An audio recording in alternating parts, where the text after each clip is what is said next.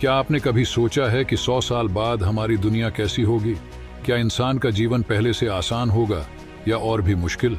क्या तकनीक इतनी आगे बढ़ जाएगी कि हम सिर्फ कल्पना करने भर से चीजें पा लेंगे, या फिर हमें अपनी गलतियों का खामियाजा भुगतना पड़ेगा? आइए आज हम समय के इस झरोखे से 100 साल आगे की दुनिया में झांकने की कोशिश करें। लेकिन ध्यान रहे, ये सफर आपको हैरानी सवालों और कुछ अनसुलझे रहस्यों से भर देगा। क्या ऐसा मुमकिन है कि 100 साल बाद इंसान और रोबोट में फर्क करना मुश्किल हो जाए? क्या आपका दोस्त जिसे आप इंसान समझते हैं एक एआई हो सकता है? 100 साल बाद आर्टिफिशियल इंटेलिजेंस ए इतना विकसित हो जाएगा कि इंसानों जैसे भावनाएं, समझ और संवेदनाएं भी उसमें शामिल होंगी। रोबोट्स केवल आपके सहायक नहीं होंगे, बल्कि वे आपके जीवन साथी, शिक्षक, डॉक्टर और यहाँ तक कि जज भी बन सकते हैं। लेकिन सवाल ये उठता है, क्या यह सब इंसानी जीवन को बेहतर बनाएगा या इंसानों को अपनी पहचान खोने पर मजबूर कर देगा? सोचिए, अगर आपका घर खुद से खाना बनाए, सफाई करे और हर काम निपटाए, तो आपको क्या करना पड़ेगा? शायद कुछ भी नहीं। 100 साल बाद स्मार्ट होम्स इतने उन्नत हो जाएंगे कि आपको केवल एक बार आदेश देना होगा और आपका घर आपकी हर जरूरत पूरी कर देगा। क्या आपने सोचा है कि ग्लोबल वार्मिंग और जलवायु परिवर्तन का हमारी दुनिया पर क्या असर होगा? क्या इंसान धरती को बचा पाएंगे या हमें दूसरे ग्रह पर जाना पड़ेगा?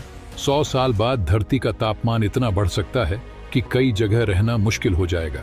समुद्र का जलस्तर बढ़ने से कई तटीय शहर डूब सकते हैं। हालांकि वैज्ञानिक क्लाइमेट इंजीनियरिंग और कृत्रिम बादल बनाने जैसी तकनीकों पर काम कर रहे हैं, लेकिन क्या यह सब हमें बचाने के लिए काफी होगा? संभवतः नहीं। इंसानों को प्रकृति से तालमेल बिठाना सीखना होगा। ये सवाल अभी भी बना रहेगा कि क्या हम सही वक्त पर सही कदम उठा पाएंगे?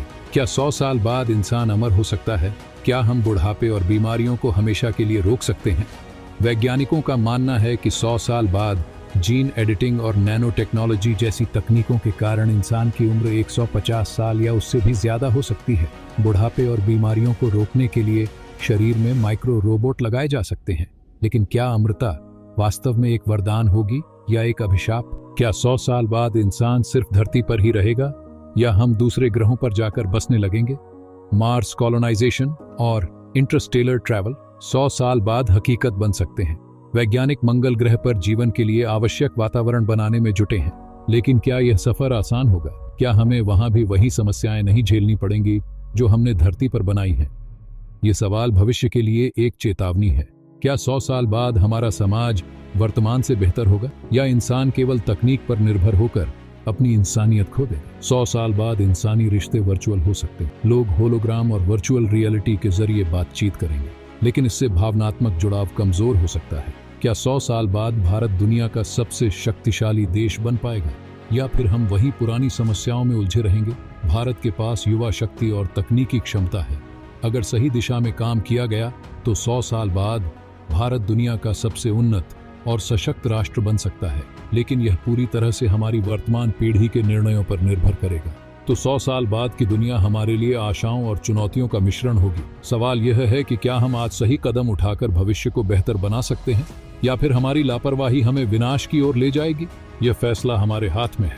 आशा करता हूं कि यह सफर आपको सोचने पर मजबूर करेगा। तो दोस्तों, अगर यह वीडियो पसंद आया हो तो इसे लाइक, शेयर और चैनल को सब्सक्राइब करना न भूलें। और कमेंट्स में बताइए आप 100 साल बाद की दुनिया के बारे में क्या सोचते हैं।